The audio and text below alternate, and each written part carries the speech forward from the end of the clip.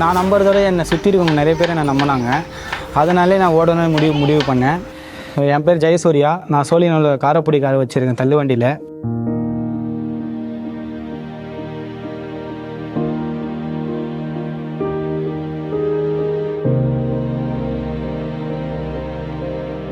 எங்கள் வீட்டில் மொத்தம் எத்தனை பேர்னா, நான், அம்மா, அப்பா, தங்கச்சிங்க 2 பேர். ஆனால் அப்பா இறந்து 2 வருஷம் ஆகுது.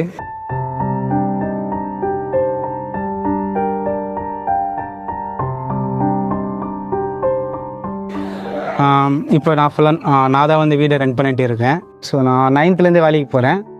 ஸ்கூல் படிக்கிறதுலேருந்து அப்போதுலேருந்து நிறைய வேலைக்கு போயிட்டு இருக்கேன். நான் செய்யாத வேலையே இல்லை. ஸோ கல் மண் தூக்குற வரைக்கும் நான் வேலை செஞ்சுருக்கேன். இப்போ வந்து நான் எங்கள் அப்பா பிஸ்னஸ் நான் பண்ணிகிட்டு இருக்கேன். ஸோ காரப்பொரி பிஸ்னஸ் தான் இருக்குது. ஸோ அதை வந்து இன்னோவேட்டிவாக தரணும் அப்படின்னு சொல்லிட்டு தான் லேஸ் காரப்பொரின்னு ஒன்று நான் லான்ச் பண்ணேன். அது நல்லா பீக்கில் போய்ட்டு இருக்குது, வைரலாக போய்ட்டு இருக்குது. லேஸ் காரப்பொரினா அது நான் தான் ஃபுல்லாக கொடுத்துருக்கேன் அப்படி சொல்லி மீதி யாருமே ட்ரை பண்ணல.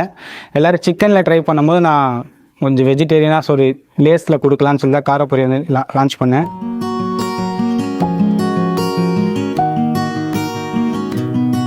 நான் வந்து காலேஜ் படிச்சுட்டு இருக்கேன். இப்போ ஃபைனல் இயர் இன்னும் முடிக்க போகிறேன். இன்னும் கொஞ்ச நாளில் இது முடித்ததுக்கப்புறம் ஒரு வேலைக்கு போகணும்.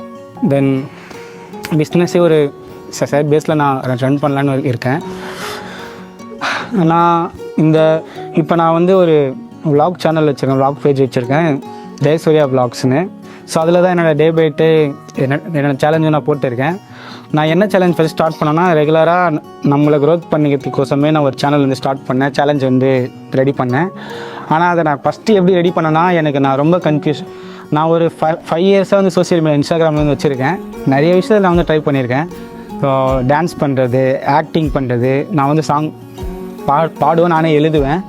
அப்புறமா ஃபுட் லாக் பண்ணுறதுன்னு சொல்லி நிறைய விஷயங்களை ட்ரை பண்ணேன். 5 வருஷம் எதுலேயுமே எனக்கு எங்கேஜிங் இல்லை. என்ன பண்ணுறதுன்னு எனக்கு புரியல.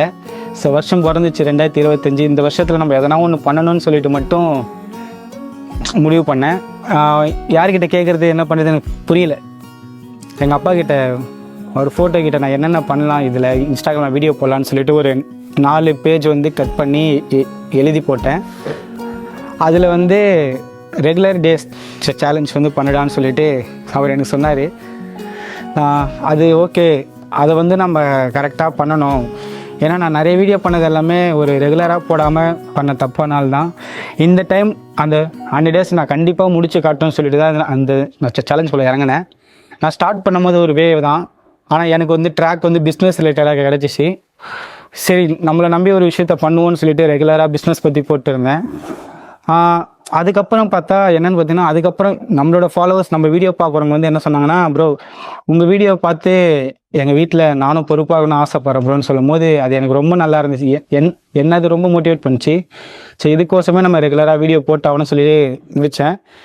இப்போ நான் ஸ்டார்ட் பண்ணும் போது என்னோடய ஃபாலோவர்ஸ் 700 சில்லற. இப்போ என்னோடய ஃபாலோவர்ஸ் கரெக்டாக இப்போ 9000 கிட்ட தொடப்போகுது. ரொம்ப சந்தோஷமாக இருக்குது. ரீசன் என்ன பார்த்தா, ஒரு விஷயம் நம்ம ஹார்ட் ஒர்க் பண்ணி ஒரு விஷயம் கிடைக்கும் போது அதுக்கு ஃபீலே தனி தான். நான் எதிர்பார்க்கல. ஆனால் ஹார்ட் ஒர்க் பண்ணால் கண்டிப்பாக கிடைக்கும். ரெகுலராக ஒரு வீடியோ ஒன்று போடுறோம், நம்மளை நம்பி போட்டாலே கிடைக்கும்னு சொல்லிட்டு மட்டும் என்னோடய மனசில் வச்சுட்டேன். எந்த விஷயத்துலையும் என்ன தான் நம்ம கஷ்டப்பட்டு பின்னாடி போனாலும் எழுந்து எப்படியாச்சும் ஓடியே ஆகணும். ஏன்னா நம்ம லைஃப்பை நம்ம சேஞ்ச் பண்ணி ஆகணுமே சொல்லிட்டு ஒரு விஷயத்தை ட்ரை பண்ணிகிட்டு இருக்கேன். லாஸ்ட்டாக இந்த பிஸ்னஸ் ஸ்டார்ட் பண்ணுறதுக்கு முன்னாடி என்கிட்ட ஒரு பைக் செகண்டில் வாங்கியிருந்தேன். அதில் தான் ஸ்விக்கி, ராபிடோ, ஜொமேட்டோ சொல்லிட்டு நிறைய அப்ளிகேஷன் நிறைய ஓட்டினேன். ஆனால் எனக்கு எதுவுமே கிடைக்கல. ஒரு கடையில் 3 வருஷமாக பார்ட் டைமாக ஒர்க் பண்ணியிருந்தேன். அப்புறம் யோசித்து பார்த்தேன், ஸோ நம்ம இந்த இடத்துல நம்ம ரொம்ப ஹார்ட் ஒர்க் பண்ணுறோம், ஆனால் அதுக்கேற்ற பலன் சுத்தமாக நமக்கு எதுவும் இல்லை. சரி, நம்மக்கிட்ட தான் கடை இருக்குது, நம்ம அப்பாவோட பிஸ்னஸ் இருக்குது, இங்கே கொடுக்குற எஃபெக்ட் நம்மளோட கடைக்கு நமக்கோசம் நம்ம எஃபெக்ட் போட்டால் எதனா சேஞ்ச் ஆகும்னு சொல்லி நம்பி தான் ஸ்டார்ட் பண்ணேன். இப்போ சூப்பராக போயிட்டு இருக்குது, நல்லபடியாக பயங்கரமாக போயிட்டு இருக்குது. இன்னும் சில விஷயங்கள் நான் புதுசாக பண்ணணும், கண்டிப்பாக பண்ணுவேன். இன்னும் கொஞ்ச நாள் காலேஜ் முடிஞ்சிச்சுன்னா பயங்கரமாக ஐடியாஸ்லாம் வச்சுருக்கேன், அதே லான்ச் பண்ணுவேன். என்னை பொறுத்த வரைக்கும் எப்படின்னா, ஒரு விஷயத்தை நம்மளை நம்பி பண்ணால் நம்ம ஜெயிக்கலான்னு சொல்லிட்டு மட்டும் நான் என்னோடய மைண்ட் செட்டில் வச்சுருக்கேன். கண்டிப்பாக ஜெயிப்பேன்.